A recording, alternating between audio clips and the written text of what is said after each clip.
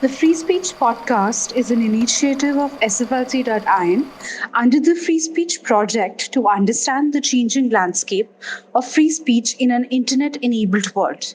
We have spoken to a host of journalists, activists, lawyers, and scholars to understand and rethink our current landscape around free speech in India. Hello and welcome everybody to the Free Speech Podcast. Today we have Ms. Geeta Seshu, who is a journalist based out of Bombay. She's also the founder of the Free Speech Collective.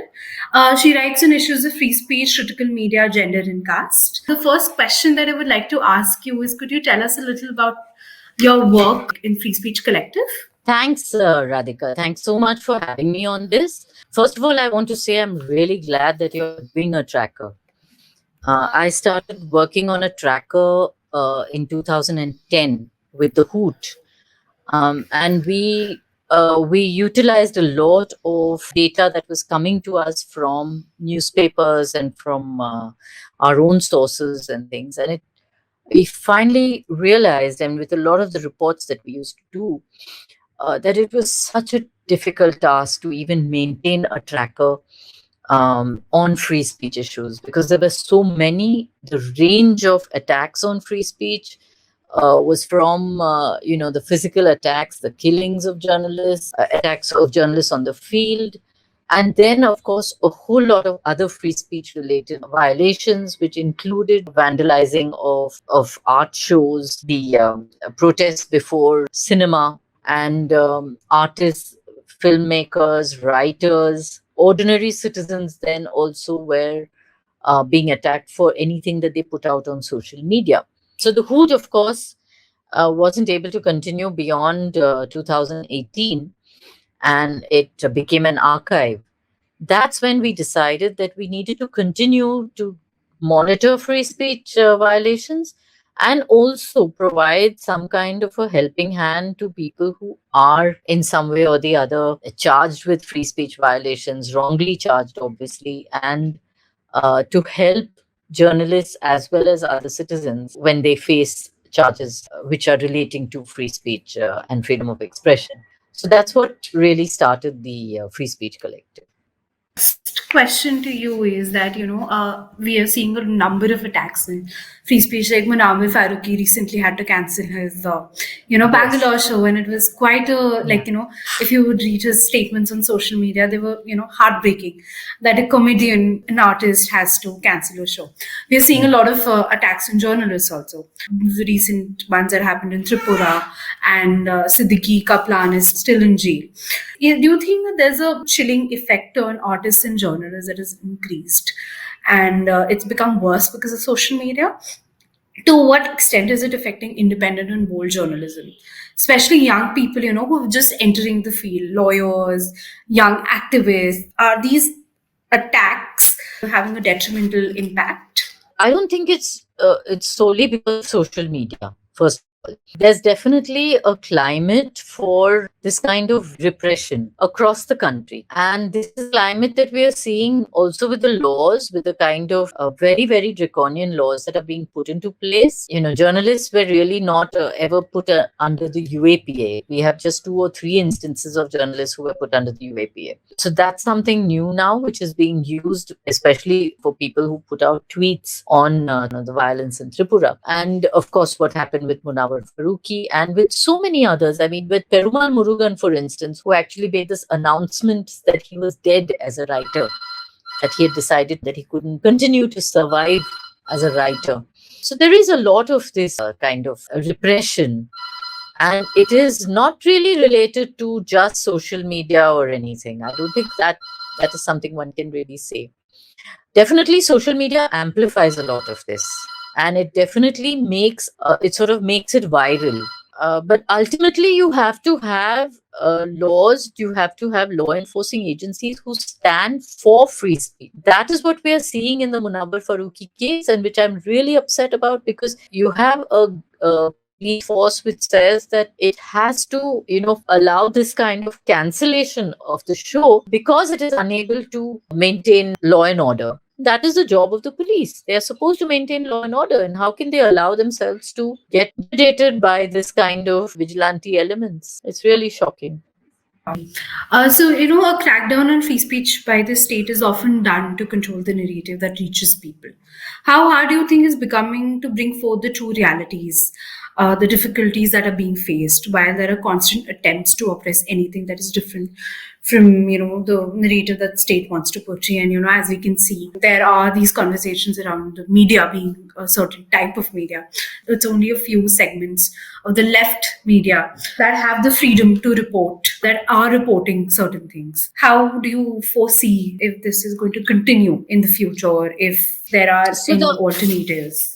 So, what we are seeing very clearly, and I would like to give two instances of the way in which the narrative is being shaped, and give you just two examples. One happened on August 4, 2019, on the eve of the abrogation of Article 370, when there was this absolutely unprecedented communication shutdown in Kashmir. And we had a government who kept saying that they want to win the hearts and minds of people, and we all know what is the situation with that. The other happened in March 2020 when the Prime Minister of India, Narendra Modi, decided to call select editors and owners of media houses and told them that he would like positive news to come out. And 4 to 6 hours later, announced this absolutely crippling lockdown, which caused such havoc with citizens who were totally unaware of this, migrants who had to scramble literally for their lives and walk home, lost their lives in the process, were just left high and dry.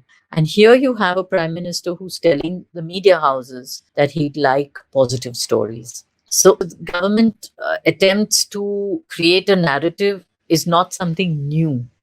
Various governments have tried it in the past.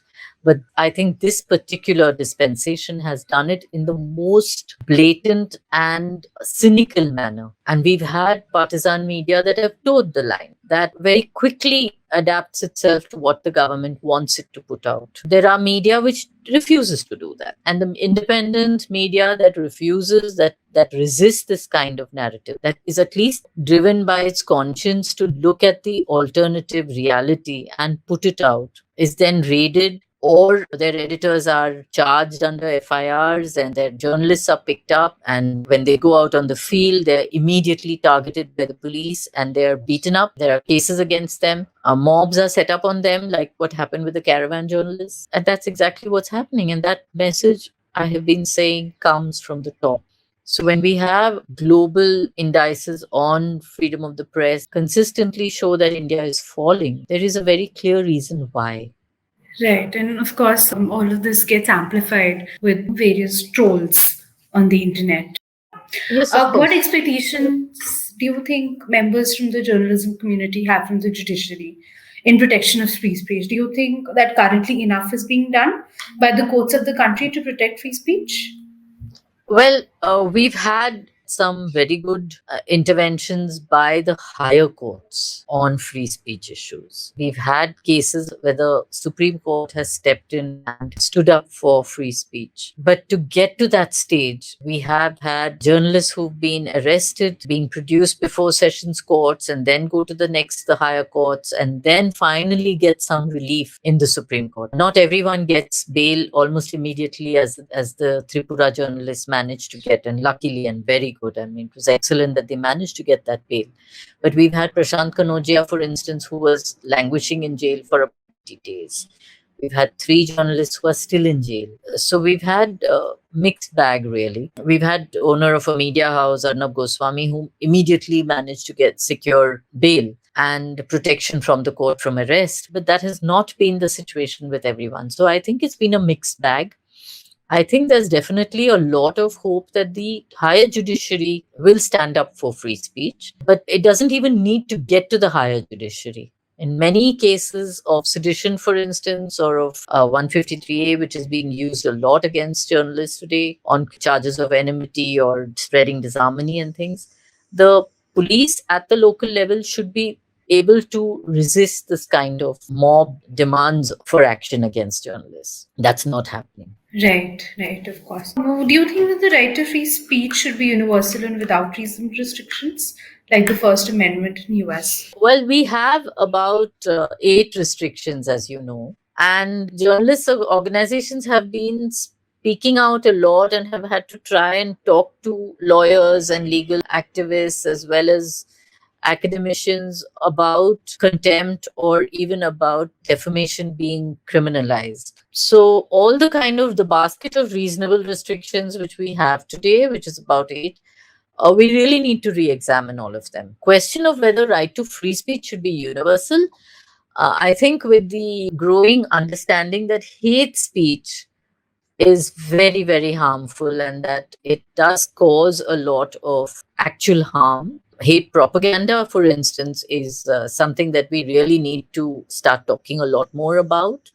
So there is definitely a question of the universality about the right to free speech, but whether it should be absolute or whether there should be reasonable restrictions and what those reasonable restrictions should be is, I think, something that we really need to re-examine with the present restrictions we have and with the kind of climate that we are seeing, the climate of hate that we are seeing. Right. If you could tell me like top three reimaginations or rethink of certain laws in the current free speech regime off the top of your head that we need to do, what would those be? Most certainly sedition, which really has to be repealed. It has been immensely misused. It is a colonial legacy that we really have to jettison, but it has been extremely convenient for various governments to make use of to attack citizens, journalists, just about everybody. So sedition must go for sure. UAPA is highly, highly draconian, and it is something that is actually against basic principles of civil liberties because it doesn't even allow for bail. We are seeing a number of instances of UAP being misused completely. I mean, misused for so-called terror-related activities, which have no evidence at all on ground. So UAPA definitely has to go. I think we also need to look at laws that are being made use of to curb journalists from speaking out, and 153A is a big example in the which is actually being made use of.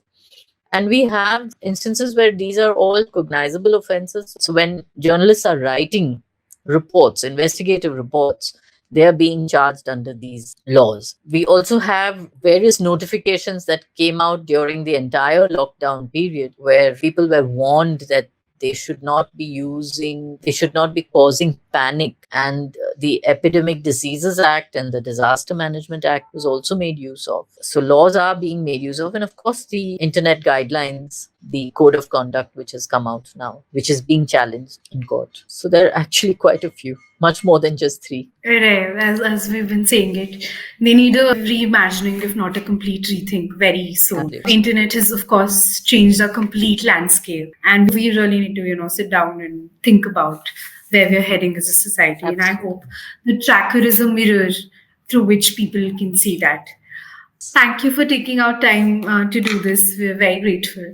Thank you. Thank you. Have a nice day. Thank you for having me on this show. Thank you.